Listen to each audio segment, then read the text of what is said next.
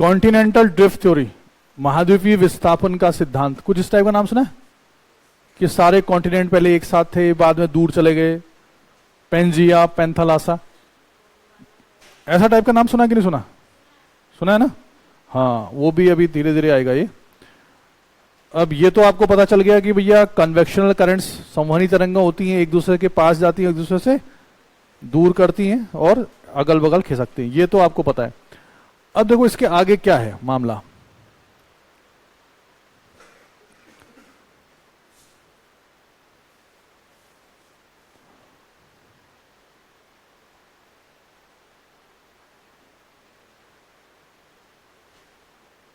ये देखो, ये दिख रहा है, जो चीज मैंने पढ़ाई थी वही है कि नहीं है? गौर से देखो इसको, वही तो है ही। इस पे ध्यान मत दो, ये रेज विज क्या है ये बताऊंगा मैं भी आपको। ये इनर कोर है, आंतरिक कोर है, ये क्या है? आउटर कोर, बाह्य कोर है, ये क्या है? मेंटल। तो यहां से ऊपर उठती है कौन सी करंट? Convectional current. ये संवहनी तरंग है। अब ये जब संवहनी तरंग ऊपर उठेंगी तो ये इधर को जाएंगी, एस्ट्रोनोस्फीयर मैंने बताया था ना अभी, ये बस ये इधर को, ये लिथोस्फीयर। लिथोस्फीयर मतलब प्लेट, प्लेट। इसको गौर से देखो तो वही चीज है कि नहीं? तो यहां पर ये ऐसे इधर जा रहा है, ठीक है ना? और यहां पर जाके आपस में क्या हो रहे हैं? ये मिल रहे हैं। यहां पर देखो, ये इधर वाला है, ये इधर वाला है, ये आपस में क्या हो रहे हैं? मिल रहे हैं। और ये यहां पर एक दूसरे से क्या जा रहे हैं? दूर जा रहे हैं। और ये जो संवहनी तरंगें हैं मैग्मा में उठने वाली, ये कहां पे उठ रही हैं? मेंटल में। मेंटल का ऊपरी हिस्सा एस्ट्रोनोस्फीयर में। समझ गए ना? ये ट्रेंच व्रेंच क्या है ये मैं बताऊंगा अभी, इस पे ध्यान मत दो आप। इतना समझ गए? क्लियर हो गया इससे? वही वाली चीज जो मैंने पढ़ाई थी आपको। अच्छा, इसके अलावा ये देखो, इससे और समझ में आता है। लेकिन मैं स्टार्टिंग में ये दिखा दूं तो आपको, फिर आप क्या करोगे? आप खुद से मेहनत नहीं करोगे, फिर भूल जाओगे। इसलिए पहले खुद की मेहनत जरूरी है। फिर ये क्या था? दूर जा रहे हैं। ये प्लेट है, ये प्लेट है। अब प्लेट किसके ऊपर टिकी हुई है? बताया था ना मैंने। अब कोई दिक्कत नहीं है, गूगल के मैप है, एस्ट्रोनोस्फीयर के ऊपर प्लेट है, मैंने बताया था। वो कैसा एरिया है एस्ट्रोनोस्फीयर? जिसका टेम्परेचर ज्यादा, मैग्मा वाला है। तो मैग्मा के ऊपर प्लेट्स हैं। ये आपस में टकरा रही। इसको क्या लिखा था हमने? अभिसरण, कन्वर्जेंस, अभी बताया था। ये क्या है? ट्रांसफॉर्म। प्लेटें एक दूसरे दूर जा रहे, रूपांतर। ठीक है, ये सारा गूगल वाला आइटम है, ये आपको मिल जाएगा, इसकी कोई टेंशन वाली बात नहीं है। ये जितने भी मैंने स्लाइड्स बनाई हैं ये आपको दे दी जाएंगी। उसके लिए मैं बात कर लूंगा इनसे कैसे क्या करना है करके, ठीक है? अच्छा, ये भी हो गया, ये भी हो गया, ये भी आपने पढ़ लिया। अब आपको जो मेनली पढ़ना है वो तो कल के हैं। ये पढ़ना है सबसे पहले। अब ये पढ़ लेते हैं। ये साफ साफ नजर आ रहा है कि कैसा है? साफ है, क्योंकि यहां से सामने से नहीं दिख रहा ना उतना अच्छा, ठीक है ना? ये अब ये समझो, अभी हम पढ़ रहे हैं प्लेटों में अभिसरण कैसे होता है। प्लेटों में क्या अभिसरण मतलब? टकराती कैसी है प्लेट से, है ना? तो आप लिखो, हेडिंग डालो, कन्वर्जेंट ऑफ प्लेट्स। प्लेटों में अभिसरण, प्लेटों में अभिसरण, कन्वर्जेंट ऑफ प्लेट्स। प्लेटों में अभिसरण, कन्वर्जेंट ऑफ प्लेट्स, लिखा? और उसके आगे लिखो डैश करके, विनाशात्मक प्लेट किनारा। विनाशात्मक, विनाश मतलब destructive, destructive plate margin, destructive plate margin, MARGIN। Hindi में होगा विनाशात्मक प्लेट किनारे। अभिसरण प्लेट, उसके आगे लिखो विनाशात्मक प्लेट किनारे, लिख दिया? विनाशात्मक प्लेट किनारे, डिस्ट्रक्टिव प्लेट मार्जिन्स। मार्जिन मतलब किनारा, MARGIN। अच्छा देखो क्या कहना चाह रहा है, यानी यहां पर प्लेटों में क्या हो रहा होगा? आपस में टकराव हो रहा होगा। एग्जाम्पल कौन सा लोगे? भारत की प्लेट किससे टकरा गई? यूरेशियन से, या एंडीज पर्वत वाली पैसिफिक प्लेट और साउथ अमेरिकन प्लेट टकरा गई, है ना? यही मुद्दा है। इसको देखो, गौर से देखो इस शख्स को। किसको? इसको। एक प्लेट ये, अब यहां पर इन्होंने क्या कर दिया ना, इसको लिथोस्फीयर लिख दिया। इसको क्या लिख दिया? एक ही बात है। लिथोस्फीयर को आप यहां पे क्या पढ़ोगे अपने हिसाब से? प्लेट। लिथोस्फीयर के हिस्से तो प्लेट है। एक प्लेट ये है, ठीक है, और एक प्लेट ये है। दोनों प्लेटें आपस में टकरा रही हैं। अब ध्यान दो, एक प्लेट ये है, एक प्लेट ये है, दोनों प्लेटें आपस में टकरा रही हैं। जब टकराएंगी तो क्या होगा? हमेशा जिसकी जो भारी प्लेट होगी, जिसकी डेंसिटी ज्यादा होगी, वो कहां जाएगी? नीचे, और हल्की प्लेट ऊपर। जैसे एक अच्छी खासी एसयूवी जा रही है, बढ़िया वाली गाड़ी, वहां से एक स्कूटी आ रही है। कभी देखा कि टकराने के बाद स्कूटी नीचे घुस गई हो उछल के? ज्यादातर ऊपर ही तो होता है, यानी भारी चीज नीचे। अब ऐसा तो नहीं कि स्कूटी उछाल देगी उसको, किसको? गाड़ी को। ऐसा तो नहीं हो सकता, समझ गए ना? वही कॉन्सेप्ट है।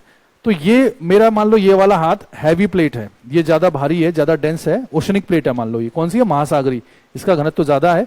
और ये महाद्वीपीय वाली है, कॉन्टिनेंटल है, कोई भी हो सकती, कोई बात नहीं।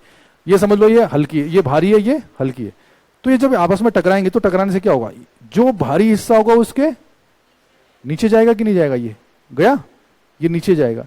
तो एक तो ये हिस्सा नीचे जाएगा, पहली बात। दूसरा, जब ये टकराएगा तो कुछ इस हिस्से को ऊपर भी तो उठाएगा। जब तो गाड़ियां आपस में भिड़ती हैं तो कुछ हिस्सा धंसता है, धंसता कि नहीं धंसता? और कुछ हिस्सा, कॉमन सेंस है, उठे ऊपर उठेगा नहीं उठेगा? डायग्राम देख लो, सेम है। ये जब टकराएगी इससे तो ये हिस्सा कहां जा रहा है? नीचे। और यहां से कुछ हिस्सा कहां उठ रहा है? ऊपर है। उठेगा कि नहीं उठेगा? कॉमन सेंस की बात है। या जैसे आप किसी रॉड से किसी चीज को ऊपर उठाते तो नीचे डालते तो ऊपर हिस्सा ऊपर उठता नहीं उठता? ये क्या बने हुए जरा बताना मुझे। ये मुझे यहां से दिखाई नहीं दे रहा है। माउंटेन्स। तो पर्वत निर्माण की घटनाएं हो सकती नहीं हो सकती? है, हो सकता ना? क्लियर हो गया नहीं हो गया? तो एक हिस्सा दूसरे से टकराएगा, टकराने के बाद जो बीच का हिस्सा वो कहां उठेगा? ऊपर। और कुछ हिस्सा कहां जाएगा? नीचे। दोनों चीजें होंगी, समझ गए ना?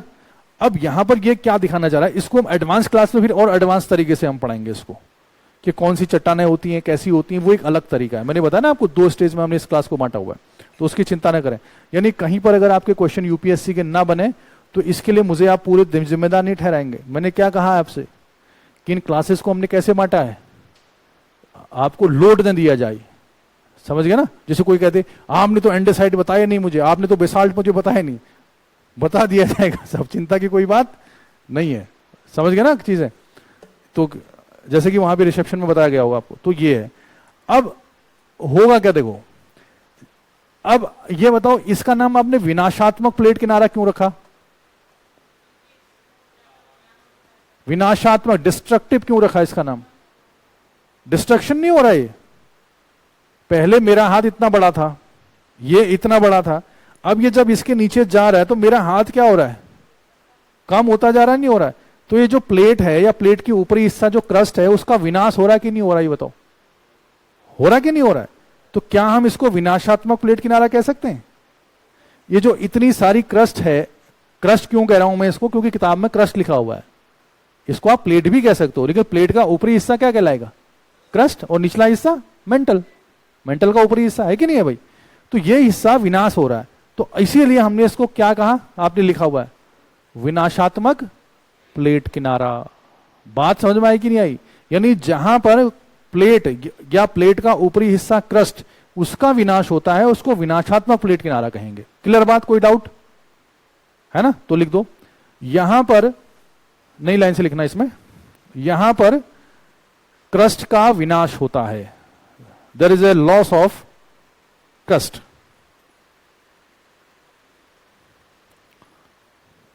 यहां पर क्रस्ट का विनाश होता है, तभी तो इसका नाम क्या पड़ गया? विनाशात्मक। ठीक है ना? क्लियर हो गई बात? अच्छा ठीक है। अब विनाश होता है, ठीक है। अब इसको हम थोड़ा सा अपनी लैंग्वेज में चलते हैं।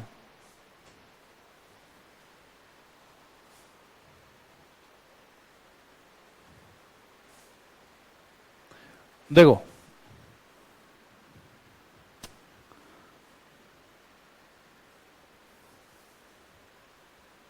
मैंने आपसे कहा कि एक प्लेट ये है, ठीक हो गया, और एक प्लेट ये है। दोनों प्लेटों में आपस में क्या हुआ? टकराव हुआ, कन्वर्जेंस हो गया, ठीक है, ऐसे ऐसे आपस में मिल गई है, सॉरी ये आपस में दोनों में कन्वर्जेंस हुआ, ठीक है। अब जो भारी प्लेट होगी, जो क्या होगी, भारी प्लेट होगी, वो कहां जाएगी, नीचे जाएगी, ठीक है। अब इतना तो आप समझ गए, तो अब हम मान लो ऐसे कर देते इसको, एक प्लेट ये थी और एक प्लेट ये, और इसके बाद ऐसे, और इधर वाला हिस्सा जब ये इसके नीचे जाएगी ऐसे, तो ऐसे टुकड़ों में ऐसे ऐसे डिस्ट्रॉय होके जाएगी, नहीं जाएगी उसके नीचे, बताओ, समझ गया ना, मैंने इसलिए बनाए। तो ये वाली ऐसे और ये वाली इससे, ठीक है। तो ये हुआ विनाशात्मक प्लेट किनारा, क्योंकि क्रस्ट का क्या हो रहा है, यहां पे विनाश हो रहा है। और आपको पता है कि ये वाला हिस्सा क्या कहलाता है भाई, ये मेंटल है। अब हम लोगों को समझो, 70-80 किलोमीटर मोटी या 100 किलोमीटर मोटी प्लेट है, कहीं पर 80 भी हो सकती है, कहीं 100 भी हो सकती है, कल बताया था मैंने आपको। अगर वो हिस्सा टकरा के नीचे जा रहा है, नीचे कहां की ओर जा रहा है, वो एस्ट्रोनोस्फेयर की ओर जा रहा है या मेंटल की ओर जा रहा है, और वहां पर टेम्परेचर पहले से ही क्या है, ज्यादा है, 1000, 1200, 1500 डिग्री सेल्सियस टेम्परेचर है वहां, और वहां तुम जबरदस्ती जा रहे हो कि हम भी आएंगे भैया वहीं, तो वहां और हलचल होगी नहीं होगी, यानी जैसे कहते हैं ना आग में क्या डालना, घी डालना, तो वहां वो और हलचल हो जाएगा, और बाप रे भाई साहब और आ जाएगा। तो वहां जो दबाव है, जो प्रेशर है, वो क्या हो जाएगा, बढ़ेगा घटेगा, और दबाव बढ़ जाएगा, हम भी आ गए भैया मान लो। अब हर गर्म चीज या प्रेशर बढ़ेगा तो नीचे को जाएगा कि ऊपर को जाएगा, वो ऊपर को जाएगा कि नहीं जाएगा।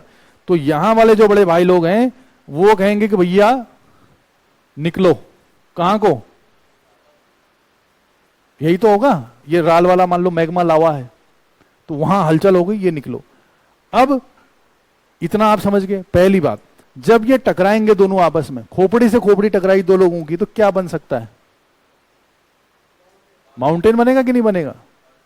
ऐसा ही तो होता है, दो जमीनें या दो गाड़ियां टकराएंगे तो दोनों के बोनट ऊपर उठते होंगे। तो आप कह सकते हो मोटा मोटा, इसको मैं जो मेन क्लास होगी उसमें मैं इसको बहुत विस्तार से आपको समझाऊंगा, समझिए ना, उतना विस्तार में नहीं जाना है, उसके लिए आपको बता रखा होगा पहले रिसेप्शन में। तो अब जो है इस हिस्से में बढ़िया तरीके से यहां पर ऐसे ऐसे करके हमने कहा कि भैया ये किसका निर्माण हो गया, माउंटेन्स का निर्माण। ये तो आप समझ गए, जैसे इंडियन प्लेट और यूरेशियन प्लेट आपस में क्या हो गई, टकरा गई। टैथिस सी भी आता है बीच में, उसको मैं बताऊंगा अभी बाद में, हो सकता है अगली क्लास में बताऊं, जो वेगनर वाला थ्योरी है। हालांकि वेगनर की थ्योरी इससे पहले आती है, लेकिन अगर मैं बीच में उसको लगा देता तो फिर ये प्लेट वाला आपका सीक्वेंस टूट जाता, समझ गए ना, वो बताया जाएगा। तो ये बन गए पर्वत, क्लियर हो गया। तो अगर आपसे पूछा जाए कि पर्वतों का निर्माण जो हिमालय है, इंडिया कब हुआ, प्लेटों के आपस में टकराने से, क्लियर हो गया। इसको ऐसे सोचो, जैसे मान लो ये एक चादर है, बेडशीट है आपकी, है ना, बेडशीट में आप ऐसे गए खूंखार तरीके से और आप चलने लगे, तो बेडशीट में क्या आती है, सिलवट नहीं आ जाती है ऐसे ऐसे करके, क्यों आती है, जब बेडशीट को आप खींचते हो तब आती है कि जब आप मुड़ता है तब आती है, मुड़ता है, या बीच नीचे कालीन वालीन दरी वरी कोई बिछाई हो, होता ना ऐसा। तो जैसे ही आप इसको इधर की ओर फोर्स करोगे या आगे से फोर्स करोगे, तो ये वाला हिस्सा ऐसे ऐसे हो जाएगा, नहीं हो जाएगा, ये बताओ, होता कि नहीं होता। तो हम इसको कहते हैं क्या पड़ गया, मोड़ पड़ गई, बोलते कि नहीं बोलते, मोड़ पड़ गई। अंग्रेजी में क्या कहेंगे, फोल्ड पड़ गए, है कि नहीं है। अंग्रेजी लगा दो ग्रामर, फोल्डेड, और हिंदी में मोड़दार। नाम सुना है फोल्डेड माउंटेन, हिमालय एक वलित पर्वत है, मोड़दार पर्वत है, सुना है कि नहीं सुना, मोड़ यानी वलन। अब मेरी बात समझ में आई कि नहीं आई कि हिमालय कैसे बना होगा। और हिमालय, अब ज्योग्राफी अच्छी बात क्या है, ज्योग्राफी की अच्छी बात यह है कि ज्योग्राफी में चीजें रिपीट बहुत होती हैं। जब मैं इंडियन ज्योग्राफी में हिमालय पढ़ाऊंगा आपको, क्या उस दिन दोबारा रिपीट होगा, ये जरूर रिपीट होगा। किसी दिन मैं आपको माउंटेन्स पढ़ाऊंगा, उस दिन फिर रिपीट होगा ये, और बाकी किसी सब्जेक्ट में रिपीटेशन नहीं होता इतना। तो ज्योग्राफी का मतलब यह है कि हर तीसरी चौथी क्लास में आपको पुरानी क्लास जरूर याद आएगी, और अगर एक में आपने फिल्टर कर लिया अपने आप को, तो फिर चीजें आसान हो जाएंगी। और कहीं एक जगह चूक रह गई तो वो हमेशा नासूर, वो कहे हाँ वो क्लियर नहीं मेरा, वो क्लियर नहीं है, समझ रहे हो ना बात, ये कई जगह आएगा ये। तो क्या हम इसको वलित या मोड़दार पर्वत कह सकते नहीं कह सकते, बताओ? बात समझ में आई कि नहीं आई? तो क्वेश्चन क्या आएगा यहां पर, मैं क्या लिख देना चाहिए मुझे? फोल्डेड माउंटेन, या अंग्रेजी में क्या लिखना चाहिए? वलित या मोड़दार पर्वत। बात समझ में आ गई? डायग्राम आप अभी बना लेंगे, कोई बात नहीं है ना, पहले ध्यान दो आप, मोड़दार पर्वत आ गया, क्लियर हो गया ना? तो फोल्डेड माउंटेन ऐसे ही बनते हैं। जब मैं हिमालय पढ़ाऊंगा आपको तो पूरा टैथिस सागर बनाया जाएगा, इंडियन प्लेट यूरेशियन प्लेट की टक्कर करवाई जाएगी, ग्रेट हिमालय, मिडिल हिमालय, शिवालिक सब पैदा किया जाएगा उस दिन, है ना? कंसेप्ट ये रहेगा। तो माउंटेन बन गए। अच्छा ये बताओ, क्या भूकंप की संभावना बनती है? अर्थक्वेक की संभावना बनती कि नहीं बनती, बताओ भाई? इतना बड़ा पर्वत बन गया माउंटेन, क्यों? कॉमन सेंस की बात है, खोपड़ी से खोपड़ी टकराई, इतना बड़ा बन गया यहां, क्या खोपड़ी नहीं झन्नाई होगी, है कि नहीं है? तो आप समझ में आ गया आपको, हिमालय हो, एंडीज पर्वत हो जहां चिली विली है, या फिर रॉकीज माउंटेन है, या जापान का है, या अपना यूरोप का इलाका है, आल्प्स वाल्प स्विट्जरलैंड ये वाला, इस इलाके में अर्थक्वेक आते कि नहीं आते? आते ना? क्वेश्चन आएगा सर्वाधिक भूकंप कहां पर आते हैं? तो अधिकतर लोग क्या कहते हैं? आंसर दो। हाँ बिल्कुल बिल्कुल, अलग अलग आंसर है। जैसे आपने कहा प्रशांत महासागर के आसपास रिंग ऑफ फायर में आते हैं, बिल्कुल सही आंसर है। कुछ लोग सोच रहे होंगे जापान में आते हैं, वो भी सही आंसर है। लेकिन एग्जामिनर कह दे divergence of plates, convergence of plates and transform of plates, तो आंसर क्या होगा? है हाँ, अभिसरण। बात समझ में आई ना? इसलिए मैंने कहा कि जब तक आपको ऑप्शन न मिले तब तक आंसर अधूरा है, क्योंकि ऑप्शन देख नहीं रहा है, वो कुछ भी दे देगा, है ना? जैसे कह दे वो इंडोनेशिया में ही सर्वाधिक भूकंप, आज की डेट में भूकंप, सुनामी, फलाना ढिमका सब कुछ आता है इंडोनेशिया के आसपास। सारा खेल क्यों आता होगा? हाँ, वहां पर इतनी छोटी छोटी प्लेटें हैं कि वहां पर बिल्कुल जाल जैसा फैल गया है, हर कोई किसी न किसी पे उंगली कर रहा है, टकरा रहा है वो। उसका रीजन ही यही है, समझ गए ना मेरी बात? ये तो ये है। तो कहने का मतलब ये है कि अगर मैं यहां पे लिख दूं कि भैया इस इलाके में भूकंप की संभावना भी सबसे ज्यादा होगी, तो आंसर आपका क्या होना चाहिए? बिल्कुल सही होना चाहिए। क्लियर है ना?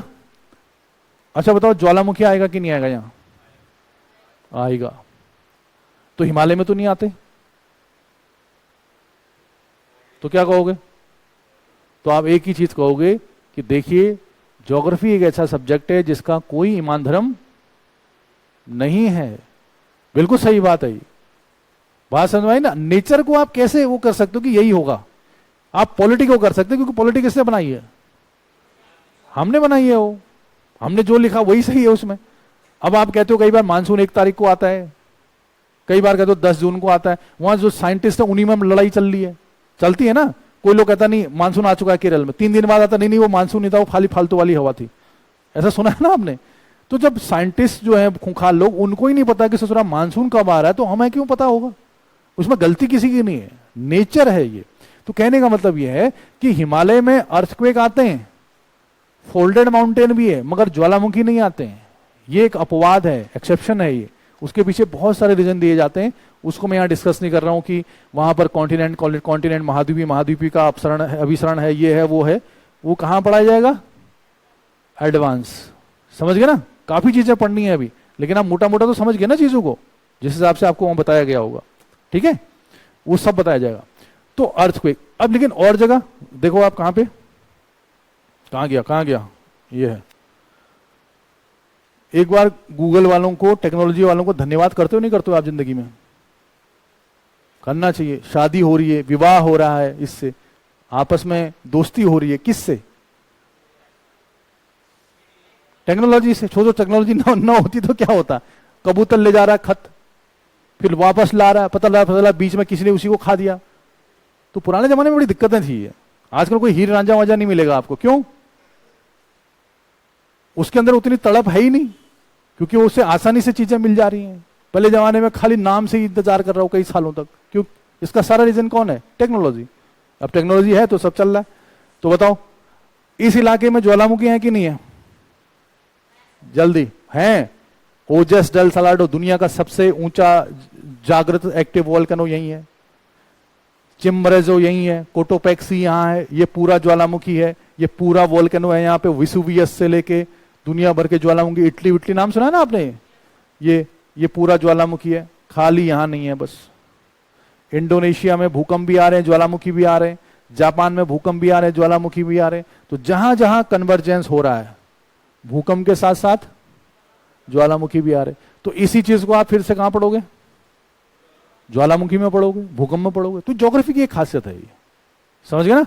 अब मेरी बात समझ में आई? ये अपवाद है, यहां पे क्यों नहीं होता वो बताऊंगा बाद में, ये थोड़ा सा उसमें। तो कहने का मतलब है, अगर मैं इसको लिख दूं यहां पे कि इसी इलाके में ज्वालामुखी की भी संभावना है, वोल्केनिज्म या ज्वालामुखी क्रिया की भी संभावना यहां पे होगी, तो अब ज्वालामुखी कैसे आएगा जरा अंदाजा लगाओ। हाँ, है कि नहीं है? अगर इसमें सिंपल चीज क्या, देखो अब सारा खेल है कि आप कितने मजबूत हो। जैसे कोविड में भी यही हुआ था, कोरोना में। अगर यहां तो दबाव बढ़ गया, अब ये कहां आने को है? कह रहा मैं ऊपर को आना है मुझे, मैग्मा को। अगर ये जमीन मजबूत है तो ये क्या ऊपर आ पाएगा? ये नहीं आ पाएगा। या इसके अंदर दम नहीं है, तब भी नहीं आएगा ये। लेकिन इस पे भी मजबूत है, ये इसमें भी दम है, और ये भी कमजोर है, तो ये आएगा। जैसे जापान, जापान में क्या है, नीचे पानी भी मिल जाता है समुद्र वाला, पानी से वेपर वेपर सब मिल जाता है, दम ज्यादा आ जाता है मैग्मा में, ऊपर का हिस्सा कमजोर है, ज्वालामुखी आते हैं। हिंदुस्तान में, हिमालय में ऐसा नहीं होता है, वो अलग चीज है ना। कि बात समझ में नहीं मेरी बात? तो ज्वालामुखी ज्यादा आएगा, अर्थक्वेक ज्यादा आएगा, फोल्डेड माउंटेन ज्यादा बनेंगे। अच्छा, एक होता है ट्रेंच, मैरियाना ट्रेंच नाम सुना होगा आपने, सुना ना? मैरियाना गर्त सबसे गहरी खाई है समुद्र में। तो बताओ यहां पर गहरी खाई बन सकती नहीं बन सकती? दिमाग लगाओ। माउंटेन तो बन गया, खाई बनेगी नहीं बनेगी? है? दिमाग लगाओ। आप दिमाग उधर चले जा रहे हो, आप साइंस मत जाओ। साइंस किसी के समझ में नहीं आई। जैसे मैं कह रहा हूं ये H2O है, कोई गलत ठहरा सकता है इसको? नहीं। अगर मैं कह दूं प्रूव कर, आप कहोगे पता नहीं क्या है। तो ऐसा नहीं कि हमें साइंस समझ में आती हो, खाली कहने वाली बात है। हाँ मान लेते हैं हम उसको। जैसे सेब का दाना ऊपर गिरा, फेंका, नीचे आ गया, हम कहते ग्रेविटी से गिर रहा है। कुछ समझ में आ रहा है क्या गिर रहा है? लेकिन बचपन से कहा गया कि हाँ ये साइंस है तो ये हम मान लेते हैं। तो समझ गए मेरी भावनाओं को? तो साइंस में मत घुसो ज्यादा, कहानी के तौर पे लो, अपने भी प्रैक्टिकल। जैसे मैंने क्या कहा था, खोपड़ी से खोपड़ी टकराई तो इतना बड़ा बन गया। क्या दोनों का बनेगा कि एक का धंस भी सकता है अंदर? नहीं होगा ऐसा। अब एक खली भाई अपना बड़ा मजबूत वाला आदमी, एक खली है, एक दूसरा छोटा सा है, राजपाल यादव टाइप का, दोनों की खोपड़ी टकरा दी हमने ऐसी, तो खली का क्या होगा? और वहां राजपाल यादव का पता चला उसने अंदर इतना छेद कर दिया खोपड़ी में। हो सकता है, पॉसिबल है कि नहीं है ये? यानी है ना? तो दो चीजें जब ऐसे जाएंगी अंदर को, ऐसे वाली, तो कुछ हिस्से में अंदर गहराई में एक गहरा ट्रेंच जिसे बोलते हैं वो बन सकता है कि नहीं बन सकता? बनेगा ना। इसलिए ट्रेंच भी वहीं बनेगी, गर्त जिसे कहते हैं। गर्त का मतलब गहरी खाई, तो जहां पर दो प्लेटें आपस में क्या होती हैं? कन्वर्ज होती हैं। देखो इसका एग्जाम्पल, ये दिख रहा है ट्रेंच बना कि नहीं बना? अब उतना गहरा नहीं दिखा सकता ना, वो भी मजबूर है कि हमको गड्ढा जैसा दिखा दे। ये टकराए जा रहा है तो एक ट्रेंच, ट्रेंच मतलब गर्त। ये देखो यहां भी क्या बन रही है? ट्रेंच, है ना। अब ये ट्रेंच ओशनिक और कॉन्टिनेंटल में ही क्यों बनती है, कॉन्टिनेंटल कॉन्टिनेंटल में क्यों नहीं बनती है? ये कहां का खेला है? एडवांस। वो जो समझ गए ना बात, उससे आप थोड़ा सा हो जाओ। तो कहने का मतलब ये। अच्छा, अब मैं आपको दिखा रहा था, ये देखो एक चीज और बढ़िया चीज है, यही है, ये और बढ़िया मैप है। ये इधर की ओर चला गया और ये इधर की ओर चला गया, दोनों में टक्कर हुई, तो टक्कर होने से कुछ हिस्सा ऊपर उठ गया, तो ये क्या है? माउंटेन। और बीच में ये जो मैंने कहा कि मैग्मा जो लाल लाल रंग का है, इसमें पावर ज्यादा आ गई, तो कहां को उठेगा ये? ऊपर। तो क्या बन गया? वोल्केनो। कहीं पर आ भी सकता है। और तो ऐसा नहीं कि प्लेटें टकरा गई माउंटेन बन गया तो ज्वालामुखी भी आ जाएगा, ऐसा कोई जरूरी नहीं है, चीजें अलग अलग है। तो ज्वालामुखी भी आ गया, भूकंप भी आ गया, माउंटेन बिल्डिंग भी हो गई, फोल्डेड माउंटेन, और साथ में क्या बन गया? ट्रेंच। क्या बन गया? तो एक कन्वर्जेंस का समझ में आई कि नहीं आई बात? और यहां पर क्रस्ट का निर्माण हो रहा है कि विनाश हो रहा है? विनाश, डिस्ट्रक्शन हो रहा है ना, तो इसलिए डिस्ट्रक्टिव प्लेट मार्जिन्स या विनाशात्मक प्लेट किनारे इसको कहेंगे। ठीक है। अच्छा, इसके बाद पीछे आ जाओ। तो अब ये मान लो, अब एक क्वेश्चन बड़ा अच्छा है। अब यहां जाके जो है ना, ये जो प्लेट है ये क्या हो रही है, खत्म हो रही है। ये यहां जाके प्लेट क्या हो रही है, खत्म हो रही है, धीरे धीरे नीचे जाके धस रही है। तो जहां पर ये धसती है, ये इस हिस्से को हम लोग कहते हैं सबडक्शन जोन। ये बहुत ही बढ़िया और अच्छा क्वेश्चन है। सबडक्शन जोन, या हिंदी में क्या कहते हैं इसको, अधः छेपित जोन। क्या कहेंगे, अधः छेपित जोन, या इसका दूसरा नाम मैं यहां लिख दे रहा हूं, बेनियॉफ जोन। ये बेनियॉफ एक ज्योग्राफर था बड़ा भाई, तो उसको थोड़ा सा सम्मान देने की वजह से ऐसा कर दिया गया। आप देखो बेनियॉफ जोन। अब क्वेश्चन क्या लिखो, मत अभी बाद में लिखना। अगर आपसे पूछा जाए कि बेनियॉफ जोन क्या होता है या सबडक्शन जोन क्या होता है, तो आप क्या कहोगे? दिमाग में चीजें फिल्टर होनी चाहिए, जल्दी बताओ।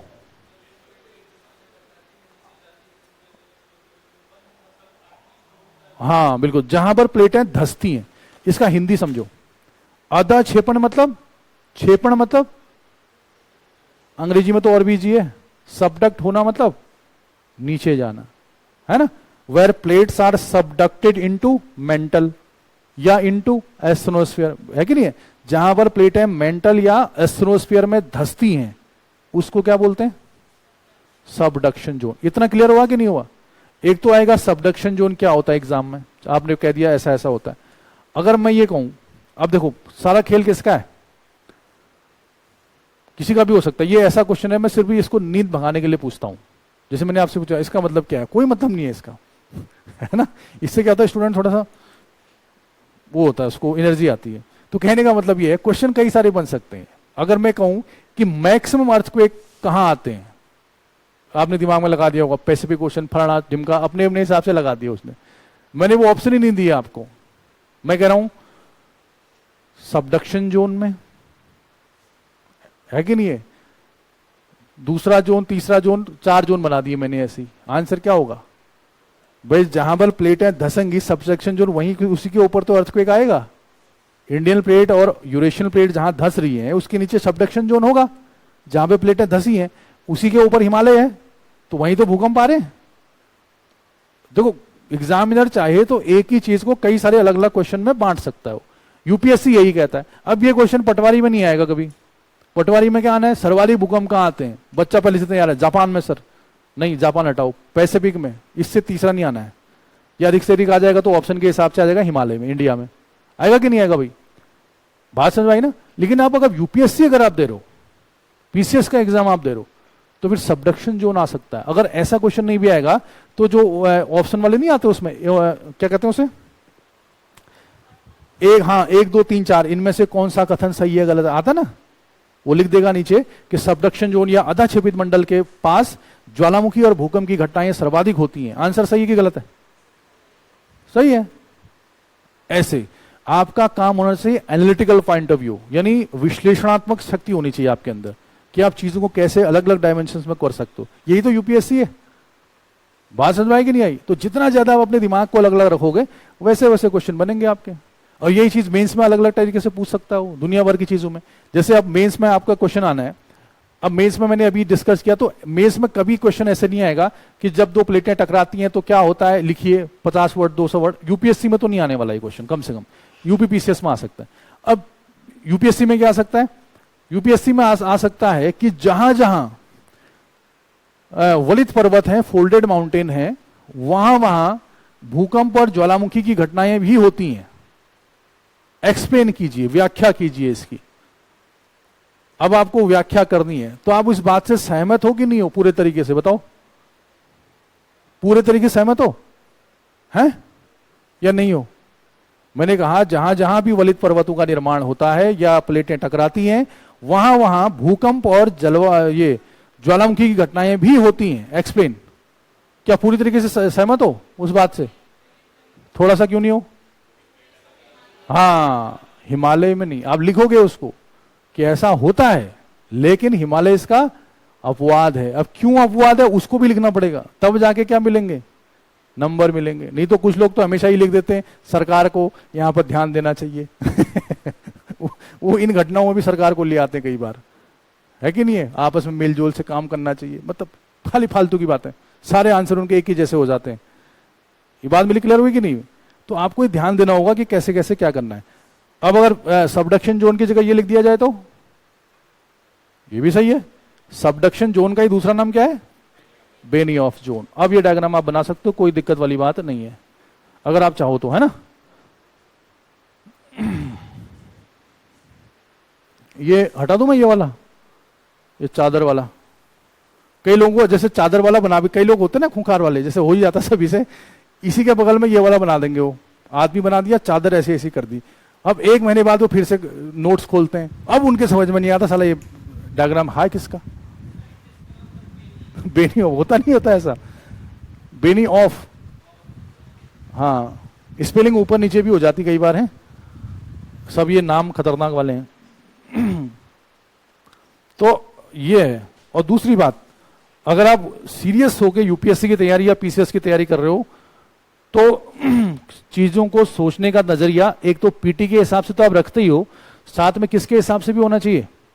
मेंस के हिसाब से, कि कहां से क्वेश्चन उठ सकता है। नंबर मेंस के ही आएंगे, आपको डीएम एसडीएम मेंस ही बनाएगा, प्री नहीं बनाएगा। प्री से खाली क्या होगी? और कल बताया था मैंने, क्या होगा? हाँ, शादी के लिए रेट बढ़ जाते हैं बस, कि भाई इन्होंने लगातार 3 ठू मेंस लिख रहे हैं ये, तो रेट बढ़ जाएगा उसका, है ना। ऐसा दहेज वेज मिल जाएगा। हाँ,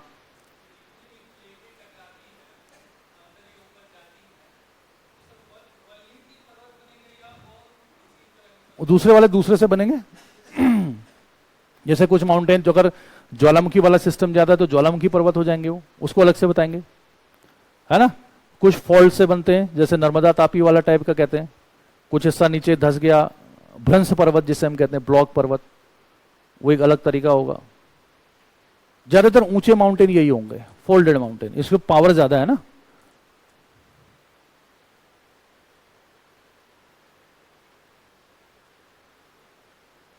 और एक चीज और ध्यान दो, आज की डेट में यूपीएससी का जहां तक सिस्टम चल रहा है, यूपीएससी में अगर प्री पास कर दिया फिलहाल 5-6 साल से, तो मेंस निकालने की संभावना ज्यादा है। फिर क्यों? क्योंकि प्री में ही ज्यादातर लोग बेहोश हो जा रहे हैं। पहले एक जमाना होता था कि प्री ज्यादातर निकल जाता था, है ना ऐसा। अब ये थोड़ा सा दिक्कत आ रही है, क्योंकि स्टूडेंट अब वो पीडीएफ के चक्कर में ज्यादा फंस गया है, उसको अब मेहनत नहीं करनी है खुद से। वो सोच रहा है कि 4 लाइन यहां से रट लूं, 4 लाइन वहां से रट लूं, मेरा काम बन जाए। बाद में जब एग्जाम देने जाता है तो फिर वो 2 ऑप्शन आते हैं, उसको एक तीसरा नहीं आता, या तो छोड़ देगा या फिर गलत हो जाएगा। वो चीज गलत है। ये हो गया। तेजी से लिखा करो, खूंखार तरीके से लिखना, हमेशा तेज। ध्यान रखना आपको कितने क्वेश्चन है, कितने वर्ड्स 3 घंटे में लिखने हैं यूपीएससी में, है ना। वो हमेशा ध्यान में रखो। सिलेबस आपका कहां होना चाहिए? सामने दीवार में। दीवार में आप विवेकानंद की फोटो लगाओ ना लगाओ, कियारा आडवाणी की फोटो लगाओ ना लगाओ, कैटरीना तो अब पुरानी हो गई, चलो हटाओ, उससे फर्क नहीं पड़ता है। सामने क्या, किसकी फोटो? हाँ, मतलब सांप कहीं भी सिलेबस और कितने क्वेश्चन कहां से आते हैं वो फोटो होनी चाहिए अगल बगल, समझ रहे ना। ये बहुत जरूरी है, नहीं तो पता कैसे चलेगा। ये क्या लिखा है? सबडक्टिंग प्लेट लिखा है ना। जब सबडक्टिंग प्लेट मतलब जो सबडक्ट हो रही है, अधक्षेपित प्लेट, जब वो अधक्षेपित प्लेट यहां चली जाएगी तो क्या कहेंगे उसको? Subduction zone. अगर मैं कहूं कि सबडक्शन जोन किसका पार्ट होता है, आंसर नहीं, अभी बताओ सीधे सीधे किसका? मेंटल का। मेंटली में तो सब्जेक्ट हो रही है ना वो, बहुत सारे क्वेश्चन है। अच्छा, ये हो गया आपका। और इसमें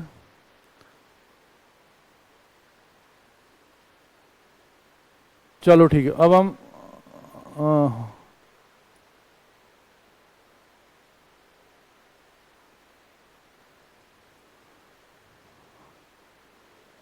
ये दिख रहा है, ये वाला ठीक है ना। अब हम पढ़ रहे हैं डाइवर्जेंस कैसे होता है, यानी प्लेटें एक दूसरे से दूर जब जाती हैं तो क्या होता है। लिखो अगला, डाइवर्जेंस ऑफ प्लेट्स। प्लेटों में अपसरण, डाइवर्जेंस ऑफ प्लेट्स, प्लेटों में अपसरण, अपसरण मतलब प्लेट का एक जगह से दूसरी जगह की ओर जाना, है ना। डाइवर्जेंस ऑफ प्लेट्स, प्लेटें कैसे एक दूसरे से कहां जाती हैं, दूर जाती हैं। तो इसके लिए अब यहां पे देखो, थोड़ा सा ध्यान दो, फिर इसको बाद में ऐसे बताएंगे हम। ये तो समझ गए आप, ये स्टेनोस्फीयर है, मेंटल का ऊपरी हिस्सा, नीचे मेंटल का निचला हिस्सा, सारी पुरानी चीजें, इधर को और उधर को। क्यों? क्योंकि ये ऐसे जा रहा है। अब ये प्लेट इधर जा रही, वो प्लेट उधर जा रही, तो क्या होगा? अब ध्यान दो, ये दो प्लेटें हैं, नीचे से मैग्मा आ रहा है, उसने दोनों ऐसा कर दिया। अब क्या होगा? क्या यहां पे वैक्यूम क्रिएट हो जाएगा या क्या होगा? यहां पर क्या होगा? जैसे नीचे से लावा सावा या जो संवहनी तरंगा चल रही थी, उन्होंने ऊपर उठी और प्लेट को ऐसे कर दिया और प्लेटें खिसक रही हैं, तो क्या होगा? बीच में क्या होगा? गैप कहीं नहीं होता है। हाँ, अगर आपसे पूछा जाए वो कि शून्य, शून्य मतलब गैप कहाँ है, कहीं गैप नहीं है तो बताओ। वो तो पैदा किया जाता है, खाली निर्वात जिसे हम कहते हैं, नहीं तो ना जमीन के अंदर कहीं गैप है ना ऊपर, हर जगह तो हवा है, हवा कुछ तो है ही, है ना। जीरो कैसे हो जाएगा? वो सवाल ही पैदा नहीं होता, मतलब जीरो मतलब बिल्कुल कुछ नहीं। तो जैसे ही यहां से जगह बनाएगा, नीचे वाला जो भाई है या नीचे की जो गर्म चीजें हैं, उनको मौका मिल जाएगा कहां आने का? ऊपर आने का। क्यों? प्रेशर रिलीज हो गया। और जैसे ही प्रेशर रिलीज होगा, कल मैंने बताया था आपको, जैसे ही दबाव उनका कम होगा, उनका मेल्टिंग पॉइंट भी कम हो जाएगा। गलनांक कम, मैंने बताया था समानुपाती होते हैं, तो वैसे ही गलनांक भी कम हो जाएगा। तो गलनांक कम हो जाएगा तो जो चट्टान नीचे 800 डिग्री 1000 डिग्री में पिघलने को तैयार थी, वो ऊपर आके 400 में ही पिघल जाएगी। कहेगी ये भैया मजा आ गया यहाँ तो, तभी तो हमें लावा मिलेगा ऊपर। क्यों? कल के कंसेप्ट याद है ना, वो pressure is directly proportional to melting point, दबाव गलनांक के समानुपाती होता है, कल बताया था मैंने। तो जैसे ही होता क्या है देखो, अब इसीलिए अब ये कंसेप्ट कैसे हो रहा, नीचे भले इनका टेम्परेचर क्या है, ज्यादा है, नीचे आपको लग रहा होगा कि 1000 1200 1500 डिग्री में है, तो ऐसा नहीं कि ये छला छल हो रही है वहां पे, ये सब गल गई हैं और ऐसे ऐसे हिल रही हैं, ऐसा कभी नहीं होगा। क्यों? प्रेशर है, ऊपर से क्या है? दबाव है। लेकिन जैसे ही ये प्लेटें खिसकेंगी, ऊपर का क्रस्ट हिलेगा, तो दबाव क्या हो जाएगा? कम। तो दबाव कम होने से ये रिलीज, प्रेशर जैसे ही रिलीज हो जाएगा, ये कहेंगे ओ बाप रे क्या मजा आ गया। होता ना, जैसे गुब्बारों को ही देख लो आप, गुब्बारे को आप दबाए रखो, हवा भरी है उसमें, वो कहीं नहीं जाता, जैसे हाथ छोड़ो तो ऊपर उठता नहीं उड़ता हो, तो वैसे ही वो ऊपर उठेगा। अब वो जो फॉर्म पहले जैसी उसकी थोड़ी सी क्या थी, हार्ड थी, सॉलिड जैसा था, वो अब सॉलिड में नहीं रहेगा। वो कहेगा अब तो मैं निकलूंगा भैया। कैसे? लहरा के बल खा के जो गाना नहीं है वो, ऐसे ऐसे करके, वो वही क्या है? वही तो लावा मैग्मा है। तो अब मेरी बात आप समझ गए, उल्टा, इसका उल्टा घुमाओ कि जैसा आपको टीवी में लावा दिखाई देता है बहते हुए, क्या जमीन के अंदर भी वैसे ही छलाछल जा रहा होगा वो कहीं? ऐसा बिल्कुल नहीं है वैसा ही, उससे भी ज्यादा गर्म है अंदर, लेकिन वो ऐसे है बिल्कुल, क्योंकि उसको प्रेशर रिलीज नहीं हुआ है उसका, वो ठोस जैसा है। लेकिन जैसे उसका प्रेशर रिलीज होगा, जैसे हमारा भी होता नहीं होता, जैसे आप कहीं भी बैठ गए आहा, ये तो ये जो आहा है, ये कहाँ है? ये जमीन के ऊपर है। जब आएगा वो क्रस्ट में, तब जाके वो फैलेगा, उसी को हम कहेंगे लावा आ गया। और अंदर जो मैग्मा है वो बिल्कुल ऐसा है, समझ गए ना। तो ये फैलने वाला नहीं है जो दिख रहा है। तो जैसे ये बाहर आएगा, प्लेटें एक दूसरे दूर जाएंगी, तो क्या होगा? बाहर आ जाएगा, वो फैल जाएगा। तो फैलेगा, तो क्यों फैलेगा? क्योंकि टेम्परेचर ज्यादा है और फॉर्म उसकी क्या है, वो पतला पतला है। लेकिन ऊपर कभी ना कभी तो ठंडा होगा, होगा कि नहीं होगा? वो 1 घंटे में ठंडा हो सकता है, 10 घंटे में ठंडा हो सकता है, 20 घंटे में ठंडा, कभी तो ठंडा होगा, ऊपर का टेम्परेचर कम है। तो जैसे ही ठंडा होगा तो किस फॉर्म में आ जाएगा? वो सॉलिड फॉर्म में आ जाएगा। तो जब सॉलिड फॉर्म में आ जाएगा तो क्या एक नई सरफेस नहीं बन जाएगी? सरफेस नया बनेगा नहीं बनेगा? जैसे हम भी क्या करते हैं, नीचे से गड्ढा खोदते हैं, गड्ढा खोदने के बाद पानी निकल आता है ऊपर, आता ना कई बार। अब मान लो वही पानी ऊपर आके ठंडा इतना हो जाए कि जम जाए पानी, ऐसा उल्टा सोचो, तो एक बर्फ की एक लेयर नहीं बन जाएगी? वो बनेगी नहीं बनेगी? तो वैसे ही नीचे से जब मैग्मा आएगा और जब वो बाहर आके लावा हो जाएगा और ठंडा हो जाएगा, तो एक नया सरफेस बनेगा कि नहीं बनेगा? बताओ। तो यहां पर जो नया सरफेस है, वो क्रस्ट का नाम दिया जाएगा नहीं जाएगा उसको? बताओ। वो भी तो क्रस्ट ही है, तो बताओ यहां पे क्रस्ट का विनाश हो रहा है कि निर्माण हो रहा है? अब निर्माण हो रहा है कि नहीं हो रहा है? तो इसलिए इसको हमने क्या लिखना है? रचनात्मक प्लेट किनारा। लिखो इसमें क्या लिखा आपने, क्या लिखा था हेडिंग? प्लेटों में अपसरण, डाइवर्जेंस इन प्लेट लिखा, और इसी के आगे लिखो डैश करके इसका दूसरा नाम constructive plate margins. Constructive, construction मतलब रचनात्मक प्लेट किनारे, रचना हो रही है इनकी, है ना, रचनात्मक प्लेट किनारे, कंस्ट्रक्टिव प्लेट मार्जिन्स, MARGIN, रचनात्मक प्लेट किनारे, कंस्ट्रक्टिव प्लेट मार्जिन्स। और आगे लिख दो, क्या लिखोगे अगली लाइन, क्या लिखोगे जल्दी बताओ, अगली लाइन क्या लिखनी है इसमें? हाँ बिल्कुल सही बात, there is a formation of crust या न्यू क्रस्ट, यहां पर नवीन क्रस्ट का निर्माण होता है। जैसे पहले लिखा था वही तो होगा ये, वहां लिखा था हमने विनाश होता है, यहां पे क्या लिखोगे? निर्माण होता है। यहां पर नवीन क्रस्ट का निर्माण होता है, न्यू फॉर्मेशन ऑफ क्रस्ट। ठीक है, इजी नहीं है ये चीजें, मतलब इसमें ज्योग्राफी की एक खासियत है, इसमें कुछ भी ऐसा नहीं है कि जो आपको याद ना हो, बस आपका इंटरेस्ट होना चाहिए। लेकिन बाकी सब्जेक्ट में उस समय तो याद हो जाते हैं, लेकिन बाद में भूला भी जाता है। जैसे पॉलिटी है, हिस्ट्री है, कई बार समझने में उसमें बड़ा मजा आता है कि औरंगजेब था, फलाना था, ढिमका था, उसने इसको, ये सब बाद में वो फिर सोच सब मिक्स हो जाते कई बार। यहां पर मिक्स नहीं होगा अगर आप दिमाग लगाओगे तो उसमें। तो ये तो हो गया। अच्छा, अब थोड़ा सा वहां चलते हैं हम पुरानी जगह पे। अब देखो क्या कहना चाह रहा है ये कहना चाह रहा है कि भैया ये ऐसे है, ये ऐसे है, अब ये प्लेट इधर को खिसक गई, ये प्लेट इधर को खिसक गई। ठीक है, खिसकने के पीछे कारण क्या था? हाँ, खिसकने के पीछे कारण ये था कि जो मेंटल से उठने वाला ये जो ये था क्या, कन्वेक्शनल करंट्स, है ना, ये नीचे मेंटल है, इसको लिखने की जरूरत नहीं है, हालांकि मैंने चलो फिर से लिख दिया मेंटल है ये। अब जब ये निकलेगा तो जैसे यहां से तो ये फैलेगा कि नहीं फैलेगा ये बताओ? तो ये नई क्रस्ट का निर्माण होगा कि नहीं होगा, है कि नहीं है? अब मैं दो वर्ड यूज कर रहा हूं यहां पे, एक वर्ड में यूज कर रहा हूं मैग्मा और दूसरा वर्ड लावा, दोनों में क्या फर्क है? हाँ लावा, ये उत्तराखंड PCS में पूछा गया था एक बार ये क्वेश्चन, है ना।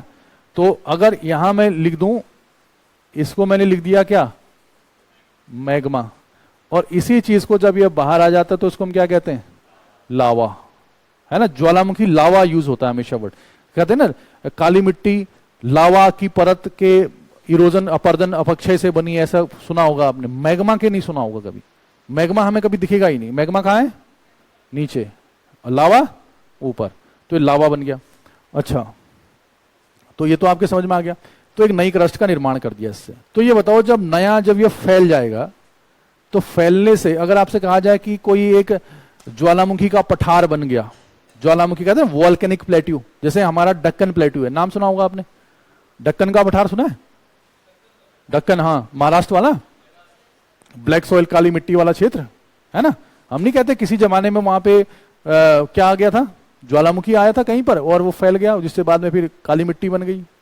तो वो जो फैला होगा, तो ज्वालामुखी का पठार या ज्वालामुखी का मैदान, लावा का मैदान, ये सब किससे बनेगा, कन्वर्जेंस की डाइवर्जेंस, है ना। तो लावा प्लेन वलेन बनेगा कि नहीं बनेगा, इससे बताओ, लावा का मैदान जिसको हम कह सकते हैं। ये क्लियर हो गया, ठीक हो गया। अच्छा, अब ये तो बात है। अब कभी कभी सोचो, ऐसा है, ये तो हुआ कि नॉर्मल तरीके से ज्वालामुखी फट गया। कई बार क्या हुआ कि अब होगा क्या, देखो ध्यान दो, जैसे ही ज्वालामुखी, डायग्राम बाद में बनाना, जैसे ये है, डाइवर्जेंस हुआ, नीचे से लावा आया, नीचे से क्या आया, लावा, तो लावा ऐसे ऐसे आ गया, ठीक हो गया। फिर अब एक ही बार डाइवर्जेंस होगा कि ये होते रहता है, ये तो होते रहता ना, ये तो जब से अर्थ पैदा हुई है तो कई बार हो चुका है, ये तो लाखों करोड़ों सालों से चलते आ रहा है और आगे भी चलता रहेगा। तो ऐसे में क्या होगा, और प्लेट भी खिसकती रहेंगी। अब जब ये इधर की ओर और जाने लग गया, मान लो ये प्लेट और खिसकने लग गई, तो ये जो पुराना वाला लावा है जो ये कलर का है, क्या कहते हैं इसको, ये कौन सा कलर है, पिंक, हाँ, तो पिंक वाला जो है ये और इधर को खिसकेगा नहीं खिसकेगा, खिसकेगा।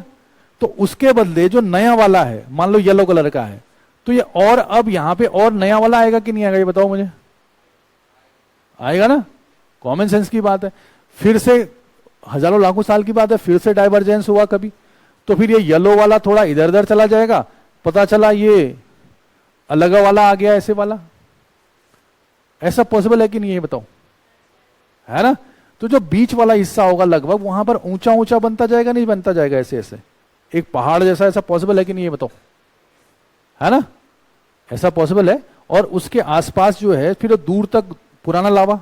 तो ये बताओ, पुराना लावा यहां होगा कि यहां होगा, कहां पे होगा, है? हाँ, पुराना वाला यहां और नया वाला, हाँ। तो इसको फिर मैं बताऊंगा आपको एडवांस क्लास, जिसको हम कहते हैं जैसे हवाईयन वोल्केनो, हवाई तुल्य ज्वालामुखी में ऐसा क्यों होता है, या मिड ओशनिक रिज में ऐसा क्यों होता है। ये थोड़ा सा आधे घंटे का एक अलग सा एडवांस है, उसको यहां पढ़ने की जरूरत नहीं है, फिर आप दिक्कत हो जाएगी आपको, थोड़ा सा समझ गए ना। लेकिन मैंने आपको इतना पॉइंट वो दे दिया मामला, थोड़ा थोड़ा करके। अब ये बताओ, ये ऊंचा ऊंचा है, क्या इसको हम ये नाम दे सकते हैं, रिज? इसी को तो कटक बोलते हैं। इसका सबसे बेस्ट एग्जांपल, वैसे तो समुद्र में बनता ही, ज्योग्राफी के हिसाब से सी में बनेगा, ये अलग चीज है। लेकिन यहां पर रिज किसको बोलते हैं, जैसे वो देखा ना रेलवे ट्रैक, कई बार ऐसा होता है ना, जैसे ये समतल प्लेन सरफेस है, ठीक है, और वहां पर देखते हो आप, एक ट्रेन चल रही है, ट्रेन जा रही वहां से सामने, जगह जहां पे ट्रेन जा रही होती है वो ऊंचा ऊंचा नहीं होता, थोड़ा सा बाढ़ बाढ़ से थोड़ा ऊंचा बनाया जाता, रेलवे उसको बनाया जाता ना, रेलवे ट्रैक को। फिर वहां जब पटरी होती है रेलवे की, उसके बाद देखते हो आप थोड़ा नीचे बस्ती वस्ती होती है, ऐसे वो ऊंचा ऊंचा जैसा होता है, सब जगह देखा होगा आपने, छोटे शहरों में और ज्यादा होता है। उसको कई बार हम रिज का नाम दे देते हैं। उसको क्या नाम दे देते हैं? तो रिज का मतलब थोड़ा सा क्या, अगल बगल की जमीन से ऊंचा। बात समझ आई ना। तो इसी को हम बोलते हैं कटक। अगर ये महासागरों में बना है, इसको, ये तो ज्योग्राफी के हिसाब से इसकी बात चर्चा नहीं होगी, जो मैंने अभी रेलवे का एग्जांपल दिया, ये समुद्र में मान लो ऐसा बनना है, समुद्र के बीच में, तो इसी को हम कहते हैं मिड ओशनिक रिज। और अंग्रेजी में क्या कहेंगे इसको, सॉरी हिंदी में, मध्य महासागरीय कटक। इसको क्या कहते हैं? मध्य महासागरीय कटक, मिड ओशनिक रिज। देखो इसको और समझ में कैसे आएगा, अभी अभी आप लिखो मत, इसको समझना जरूरी है। कहां गया, यही है, ये लिखा है इसने, आपके नहीं भी दिख रहा तो कोई बात नहीं, ये रिज है। देखो समुद्र है ना, ये इधर को देखो, बीच में एक बनेगा। अब ये आपको पूरा पूरा नहीं दिखेगा, ये अब वो दिखा भी नहीं सकता, कारण उसकी मजबूरी समझो ना, उसमें पानी दिखा दिया ना उसने नीले कलर का, सी है, सी का बॉटम ऑफ द सी है ना। अब समुद्र के नीचे प्लेट्स हैं, एक प्लेट ये ऊपर पानी भरा हुआ है, अब वहां से ऐसे होगी तो लावा तो आएगा ना, फिर वो ठंडा हो जाएगा। तो समुद्र के नीचे एक प्लेट इधर को गई, एक प्लेट इधर को, बीच में ऊंचा ऊंचा जैसा बन गया, उसी को क्या कहेंगे? रिज। अब वो इतना ऊंचा कहीं कहीं पर भी है, कहीं पर नहीं भी है, लेकिन ज्यादातर नीचे ही है, तो पानी से ऊपर थोड़ी है वो, इसलिए इसने नहीं दिखा पाया उसको, समझ गए ना, तो उसने रिज नाम दिया उसको। अच्छा, दूसरा अगर कहीं पर और हो, साफ साफ दिख रहा है, इस पे भी नहीं दिख रहा, कोई बात नहीं, आपको दूसरा दिखा देते हैं। यहां देखो, आपने नाम सुना उसका, मिड अटलांटिक रिज, कभी नाम सुना? मध्य अटलांटिक कटक, एटलस में देखना है इसको। देखो है क्या, गुजरे जमाने की बात। अब हम आ रहे हैं कॉन्टिनेंटल ड्रिफ्ट, महाद्वीपीय विस्थापन की ओर। हालांकि प्लेट से पहले उसको पढ़ा जाता है, लेकिन मैंने बाद में पढ़ाया उसको, ताकि आप कंफ्यूज ना हो। ये साउथ अमेरिकी प्लेट है, ये कौन सी है? अफ्रीकी प्लेट। क्या इन दोनों को मिलाया जा सकता है? गौर से देखो, नहीं, भावनाओं पर मत बहो, क्या वो दोनों मिल सकते हैं? ऐसा नहीं दिख रहा, वो खांचे बराबर फिट नहीं है उसके। आपको लगता नहीं कि कभी कभी ये दोनों भाई रहे होंगे ऐसे, ये फिट हो जाएगा उसके पास ऐसे? क्या ये देखो, ये भाई इसने जो जगह ऐसे छोड़ी हुई है, वो किसके लिए छोड़ी है? ये इसके लिए। तो आजा, बात समझ आई? यानी ये सब आपस में क्या थे? पहले मिले हुए थे। ऐसा नहीं लगता कि मेडागास्कर इससे मिला हुआ जैसा है? एक दौर था जब भारत, ऑस्ट्रेलिया, अफ्रीका सब आपस में मिले हुए थे, यहां पर थे ये। ऐसा सुना है कि नहीं सुना आपने? सुनी सुनी बातों पे भरोसा करो। तो फिर बाद में एक दूसरे से कहां चले गए? दूर चले गए। अब सोचो, जब ये बीच में ऐसे मिले होंगे, ये यहां पे ले लो, इसको यहां ले लो आप, और इसको यहां ले लो, और इसको बंद कर दो। फिर यहां से डाइवर्जेंस हुआ, हुआ कि नहीं हुआ, लाल वाला ये। जब डाइवर्जेंस हुआ होगा तो ये अफ्रीका इधर की ओर चला गया, एरो लगा रखा है, एक प्लेट इधर को चलेगी और एक प्लेट इधर को, तो नीचे से क्या आया, लावा। तो बीच में गड्ढा भी तो बनेगा ना, समुद्र तभी तो पैदा हुआ। तो गड्ढा, तो जहां जहां वो ऊंचा ऊंचा बनेगा उसी को क्या कहोगे आप, रिज। क्या कहोगे उसको, रिज। और ये किस महासागर में, कौन सा ओशन है ये, अटलांटिक महासागर। तो इसका नाम भी क्या पड़ गया, मिड अटलांटिक रिज। क्या पड़ गया, मिड अटलांटिक। पूरे यहां से यहां तक ये पूरा एक पर्वत है, यहां से यहां तक फुल एक, अगर आप समुद्र के नीचे कभी जाने का मौका मिले आपको यहाँ पे, तो आपको जो ओशन फ्लोर है वहां पे बीच में आपको ऊंचा ऊंचा दिखेगा ये। कहीं पर आप ऐसा नहीं कि बिल्कुल कहीं ऊंचा कहीं नीचे, कई सारे आइलैंड्स भी हैं इसमें, कहीं पर बहुत ऊंचा भी उड़ गया ये। बात समझ में आई कि नहीं आई। अब मुद्दा यह है, नेचर में कोई भी चीज परमानेंट है कि नहीं है। जैसे जब मैं कह रहा हूं कि ये दोनों आपस में मिले हुए, तो क्या उस जमाने में अटलांटिक महासागर था, है नहीं था, वो बाद में बना है। जब भारत यहां होगा, क्या उस समय हिंद महासागर रहा होगा, नहीं रहा होगा, कुछ भी यहां नहीं है। लेकिन कई बार हम इतने खूंखार हो जाते हैं धार्मिक मामलों में, चाहे कोई भी धर्म हो, जिंदाबाद जिंदाबाद नहीं कर देते आप। अब साइंस की तरीके से आप देखोगे कुछ भी चीज स्टेबल नहीं है। तो आप समझ गए होंगे बीच में रिज का मतलब है, जब दो प्लेटें एक दूसरे से दूर जाएंगी तो बीच का हिस्सा जब ज्वालामुखी ऊपर आएगा तो इससे एक पर्वत का निर्माण जैसा होगा। और वही पर्वत, वही माउंटेन समुद्र में, समुद्र के नितल में, बॉटम ऑफ द ओशन में क्या कहला जाएगा, रिज। क्या कहेंगे, रिज। तो इस रिज को कहेंगे मध्य अटलांटिक कटक। अगर यही चीज रिज यहां होता तो इसका नाम अलग होता। अब आपके पास एटलस नहीं, आज सबसे अभी मैं उनसे तुमसे यही बात कर रहा था, एटलस है किसी के पास, कोई लाया एटलस आज, ऑक्सफोर्ड की एटलस जरूर लेना, एटलस जरूर हाथ में होनी चाहिए। अगर आपके हाथ में एटलस होती ना, आपको मैं दुनिया भर के उसके नाम बता देता आपको, रिजों के नाम। एटलस में सब कुछ लिखा हुआ है कि कौन सा रिज कहां पर है। एक बार एक क्वेश्चन आया था, 90 डिग्री ईस्ट रिज कहां पे है। क्वेश्चन था 90 डिग्री ईस्ट रिज, नाम है उसका, किसी का नाम कुछ होता है, किसी का नाम कुछ होता है। उसका नाम था 90 डिग्री ईस्ट रिज कहां होगा, बे ऑफ बंगाल, अरेबियन सी, इस टाइप के ऑप्शन थे उसमें। अब उसमें लैटिट्यूड लॉन्गिट्यूड अक्षांश देशांतर का क्वेश्चन था ये। तो 90 डिग्री ईस्ट मतलब, हाँ ईस्टर्न हेमिस्फीयर में होगा। 90 डिग्री ईस्ट एक लॉन्गिट्यूड है, देशांतर है, वो जहां से वो लाइन जाएगी उसी के आसपास तो होगा। और रिज है तो किससे बना होगा, जहां पर प्लेटें एक दूसरे से दूर जाती हैं। अब भारत का जो मिड पॉइंट है वो कितना है, 82 एंड हाफ। आपने सुना होगा, पढ़ा होगा, 82.5 डिग्री भारत का मानक समय है, स्टैंडर्ड टाइम ऑफ इंडिया, उसको बताऊंगा मैं। तो भारत का मानक समय यहां से जाता है ऐसे, यानी 82.5 डिग्री की जो लाइन है भारत के ऐसे ऐसे जाती हो, तो उससे थोड़ा सा उधर ही तो होगा वो। तो कहां होगा वो, बे ऑफ बंगाल। तो यहां पर जो देख रहे हो ना आप, ये डाइवर्जेंस, यहां पर 90 डिग्री ईस्ट रिज मिलेगा आपको, ऐसे यहां भी मिलेगा, वहां भी मिलेगा। तो बहुत सारे रिज हैं ऐसे। तो ये बताओ अब आपके दिमाग में क्या घुसा इस समय, आपको क्या शिक्षा मिलती है इस लेक्चर से। यही मिलती है कि इसका सब्जेक्ट का कोई ईमान धर्म नहीं है। यही तो खास है। हम पढ़ के गए क्या, रिज क्या होता है, हमने रट भी दिया कि डाइवर्जेंस होता है तो रिज होता है, फलाना होता है, ऐसा होता है, बेहोश, हमने कहा ले बना दिया। क्वेश्चन क्या आया, 90 डिग्री ईस्ट रिज कहां मिलेगा। तो अब उसने रिज को किससे जोड़ दिया, अक्षांश देशांतर से जोड़ लिया, और साथ में मैपिंग से जोड़ दिया कि बेटा मैपिंग के हिसाब से आंसर लगाओ आप, है ना। बात समझ में आई, क्या चीज, जूम, वहां जूम कहां से होगा, आप कर लो, है ना।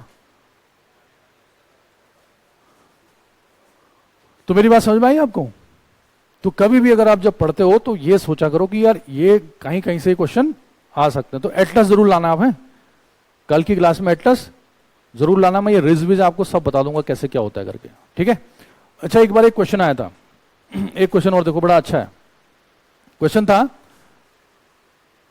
लॉन्गेस्ट माउंटेन रेंज, सबसे लंबी पर्वत, लॉन्गेस्ट माउंटेन रेंज था या कुछ था, या लॉन्गेस्ट कौन सा है, ये क्वेश्चन था, ठीक है ना। ऑप्शन यही था, मतलब सबसे लंबी श्रेणी या सबसे लंबा कौन सा है। ऑप्शन में था Andes mountain, Rockies mountain, Himalaya पर्वत, और एक ऑप्शन है मिड अटलांटिक रिज। आंसर क्या होगा? हाँ, अब मिड अटलांटिक हो जाएगा। अभी तक हमने क्या पढ़ा था? सबसे लंबा एंडीज पढ़ा है कि नहीं पढ़ा है? सबसे लंबी पर्वत श्रेणी कौन सी है? एंडीज है कि नहीं है? एंडीज सबसे लंबाई में सबसे ज्यादा है।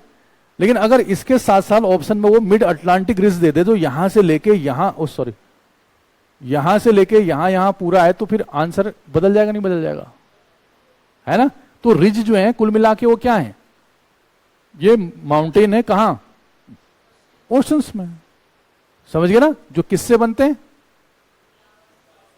नहीं, हाँ, लावा से, तो डाइवर्जेंस यानी प्लेटों में अपसरण से बनते हैं। क्या मेरी बात समझ में आई? क्लियर हो गया ना ये? तो सारा क्वेश्चन है, आपको आंसर देना है ऑप्शन को देख के, ठीक है। Mid Atlantic. अच्छा, दूसरी बात, अब ये मिड अटलांटिक रिज ये बन गया, लावा प्लेन बन गया, इस टाइप से फैल गया, ये हो गया, वो हो गया, ठोआ। इससे दूर जाने में जाएगा, इसको हम सी फ्लोर स्पेटरिंग कहते हैं, समुद्र नितल प्रसरण, उसको बताऊंगा मैं बाद में आपको। कॉन्टिनेंटल ड्रिफ्ट भी बताया जाएगा थोड़ा सा, फिर हम अर्थक्वेक में आ जाएंगे इसके बाद। ये बन गया, इतना क्लियर हो गया? डायग्राम बन गई पक्का? अब तीसरा वाला लिख दो। अच्छा, ये बताओ, इसमें ज्वालामुखी तो आएंगे ही, आएंगे कि नहीं आएंगे? जो ज्वालामुखी जो बना है, हमें एहसास होगा, समुद्र के अंदर है ना ये सब, वहां तो चलते रह रहा है, हमें खास पता नहीं चलेगा। भूकंप की संभावना होगी, लेकिन उतनी ज्यादा नहीं जितना टकराने में होगा, क्योंकि आराम आराम से आता है। इसको ज्वालामुखी में ज्यादा पढ़ेंगे। अब इसके लिए थोड़ा सा एक्सप्लेनेशन है इसका ज्यादा करना, वो एडवांस में। प्लस ये होगा तो ज्वालामुखी भी आएंगे इसमें, भूकंप भी आएंगे, लेकिन सबसे ज्यादा कहां आएंगे? जो पहले बता दिया मैंने, कौन सा वाला? कन्वर्जेंस वाला। इसमें नई क्रस्ट बन रही कि नहीं बन रही, इसलिए इसको कंस्ट्रक्टिव कहा जाता है, यानी रचनात्मक प्लेट किनारा। सुनामी अलग चीज, उसको उसमें पढ़ाएंगे भूकंप में। सुनामी कुछ नहीं है, ऊंची लहर है, सुनामी है वो। सुनामी कई तरीके से आ सकती है, भूकंप सबसे मेन रीजन है उसका, ऊंची लहर समुद्र में आ गई तो है। हाँ, इसमें भी सब, ये भी सब खेल है किसका? भावनाओं का, मतलब अर्थ के नजरिए से। जैसे आपने कहा ना कि अर्थ के प्लेट्स क्या हमेशा ही मूव करती रहती हैं, तो हमेशा का मतलब ये नहीं कि हर समय वो खिसक ही रही हैं कहीं को, ऐसा नहीं है। लेकिन कह सकते हो मोटे तौर पे, हाँ, मूवमेंट चलता रहता है। अब हाँ, मूवमेंट चलता रहता का मतलब ये नहीं है कि रोज खिसक रही है ना। अब प्लेट के मूवमेंट का मैं बताऊं आपको, 2 से 10 सेंटीमीटर, किताबों में ऐसा लिखा है कि 2 से कोई प्लेट 2 से 10 सेंटीमीटर पर क्या ईयर, एक साल में 2 से 10 सेंटीमीटर की रफ्तार से प्लेटें क्या होती हैं? खिसकती हैं। और किसी को ज्यादा ही जोश आ गया किसी जमाने में तो थोड़ा ज्यादा हो जाएगा, एवरेज 2 से 10। अब भावना को समझो, आपको अगर 2 सेंटीमीटर खिसक भी गया तो क्या हो गया भाई साहब? 2 सेंटीमीटर कितना होता है? मैं खिसक गया 2 सेंटीमीटर, कोई फर्क पड़ा नहीं है। लेकिन यहां बात किसकी हो रही है? अर्थ की बात हो रही है। अगर कह दो कि 1,00,000 साल में गुणा 5 सेंटीमीटर कर दो, यानी कोई प्लेट है 5 सेंटीमीटर की रफ्तार से खिसक रही है, और कितने साल में? 1,00,000 में, तो आप इसको गुणा ना कर पाओगे आप, क्योंकि अब ये कई सैकड़ों किलोमीटर हो जाएगा। ये पता चला श्रीलंका में थे, चले गए मंगोलिया। होगा कि नहीं होगा? बात समझे ना। तो रफ्तार 2 से 5 10 सेंटीमीटर एवरेज है, लेकिन यहां पर हम टाइम क्या ले रहे हैं?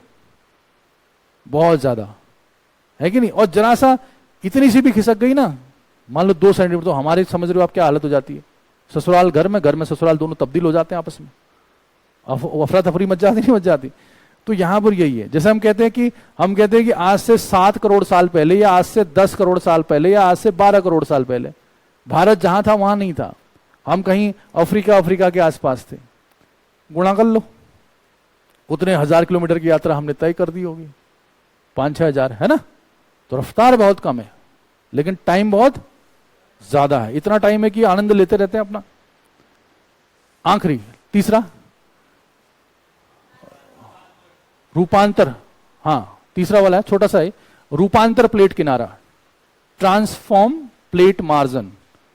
या ट्रांसफॉर्म प्लेट्स लिखो, रूपांतर प्लेट, ये इजी है।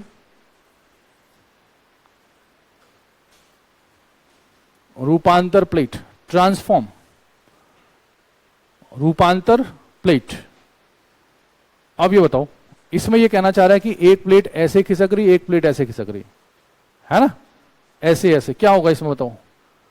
क्रस्ट का निर्माण होगा कि विनाश होगा? है ना, ना दिमाग लगाओ, कहां विनाश हो रहा है? कुछ नहीं होगा। कुछ हो रहा है? अगल बगल खिसक रही है, कुछ नहीं होता इससे। तभी तो इसको क्या कहते हैं? Conservative plate margins. हिंदी में लिखो संरक्षी प्लेट किनारा, संरक्षी प्लेट किनारा, कंजर्वेटिव प्लेट मार्जिन्स, कंजर्वेटिव लिखा हुआ है प्लेट मार्जिन्स, संरक्षी प्लेट किनारे। ठीक है, संरक्षी मतलब संरक्षण, संरक्षण अगर आप किसी को दे रहे हो तो क्या होगा? विनाश, विनाश नहीं होगा। लिखो there is no loss and no profit, या नो गेन नो लॉस। किनारा, लड़का का ध्यान थोड़ा कम हट गया किनारे, किनारे, लगातार तो किनारे लिख रहे हो आप। न तो क्रस्ट का निर्माण होता है और ना ही विनाश होता है। There is no loss and no profit of the crust. No formation भी लिख सकते हो, प्रॉफिट की जगह फॉर्मेशन अच्छा वर्ड है। न तो क्रस्ट का निर्माण होता है, ना तो विनाश होता है। बात समझ आई ना? कुछ नहीं होगा। तो बताओ, पर्वत निर्माण होगा? नहीं होगा, कुछ नहीं होगा। अर्थक्वेक, सही से बताओ, अर्थक्वेक आएंगे, घर्षण तो हो ही रहा है, फ्रिक्शन, फ्रिक्शन ही तो क्या है? फ्रिक्शन मतलब एनर्जी इधर से उधर जाना। जैसे आप वो दीवार के सहारे जाते हो, कई बार झटका लग जाता है आपको, तो दीवार को हिला नहीं देते आप, मतलब वो दरवाजे को, सॉरी, है ना? तो वही चीज है। लिखो, क्या लिखोगे? यहां पर भूकंप आ सकते हैं। These are also earthquake prone areas, ऐसे लिख दो। ये भूकंप से क्या लिखेंगे? संभावित क्षेत्र हो सकते हैं, earthquake prone areas. These are also earthquake prone areas, ये भूकंप से संभावित क्षेत्र हो सकते हैं। ठीक है ना, ना ना, वो सबसे ज्यादा होगा, उतनी नहीं होगी, वो तो सबसे खतरनाक होगा पहले वाला। अब उसको अर्थक्वेक में पढ़ोगे। अच्छा, अब इतना ही आज। इसमें एक चीज हमेशा ध्यान रखना, जो चीज नहीं पढ़ाई है इसका मतलब आगे, क्योंकि अर्थक्वेक में भी तो आएगा, ये ज्वालामुखी में आएगा। और जो चीज वहां भी नहीं आई तो, हाँ, कुछ चीजें छोड़ दी ना मैंने अभी। अगर मैं आपको ये इसमें पूरा ये, फिर इसमें अगर मैं हवाईयन आइलैंड्स का पढ़ाने लगूं कि इसमें ज्वालामुखी ऐसे ऐसे ऊपर नीचे जाता, तो फिर वो एक्स्ट्रा 1 आवर जाएगा, पूरा बहुत लंबा हो जाएगा उसमें। ठीक है, तो इसलिए वो सर ने, हमारे मनीष सर ने, ईजी डायरेक्टर जो हैं, उन्होंने इसको अलग अलग टाइप से बांटा है क्लास को, आपके फायदे के लिए नाम बांटा हुआ है ना, कि आप कैसे कैसे धीरे धीरे अपने आप को प्रिपेयर कर सको। समझ गए? लेकिन ये अगली क्लास में मुझे ये मत कहना कि मैंने आज रिवीजन ना किया। जूस कितने लोग पीते हैं इसमें से? जूस, इसको बंद कर दो। है किससे? अच्छा, आइलैंड, अच्छा उसमें ऑनलाइन में, सॉरी। देखो, आइलैंड का बनने का, जो आइलैंड ज्यादातर बनते हैं वो डिस्ट्रक्टिव में ज्यादा बन सकते हैं, है ना? जैसे प्लेटें टकराई आपस में, कुछ इधर उधर चला गया, दूसरा चला गया, उसको मैं, जो आइलैंड बनने की जो घटनाएं हैं उसको मैं उसमें पढ़ाऊंगा ज्यादा आपको। जो क्या कहते हैं, कॉन्टिनेंटल ड्रिफ्ट थ्योरी होगी, महाद्वीपीय विस्थापन का सिद्धांत, उस पर ज्यादा समझ में आएगा। आइलैंड का क्या है ना, आइलैंड का जैसे मैं आपको बताऊं, आइलैंड का हिसाब किताब क्या है कि जैसे मान लो ये है, ये इंडिया है, सपोज इंडिया, एक एग्जांपल दे रहा हूं, यहां तक था गुजरे जमाने में, ठीक है, ये पूरा भारत था, या आप कह सकते हो कि भारत पहले ऐसे जैसा था। बाद में क्या हुआ कि बीच में कुछ फ्रैक्शन व्रैक्शन हो गया, कुछ हो गया, और ये हिस्सा टूट के नीचे चला गया, इधर वाला हिस्सा अब इंडिया ऐसा हो गया। अब पूरा हिस्सा नहीं टूटा, कुछ हिस्सा ऊंचा रह गया, कुछ हिस्सा नीचे रह गया। तो जो हिस्सा ऊंचा रह गया उसको हम क्या बोल देंगे? आइलैंड बोल देंगे। जो हिस्सा नीचे चला गया वो सी हो गया। कई बार क्या होता है कि जैसे सी लेवल ऊपर नीचे होता है, यानी जो आज आपको जमीन दिख रही है और चारों ओर से पानी से, वो आइलैंड है।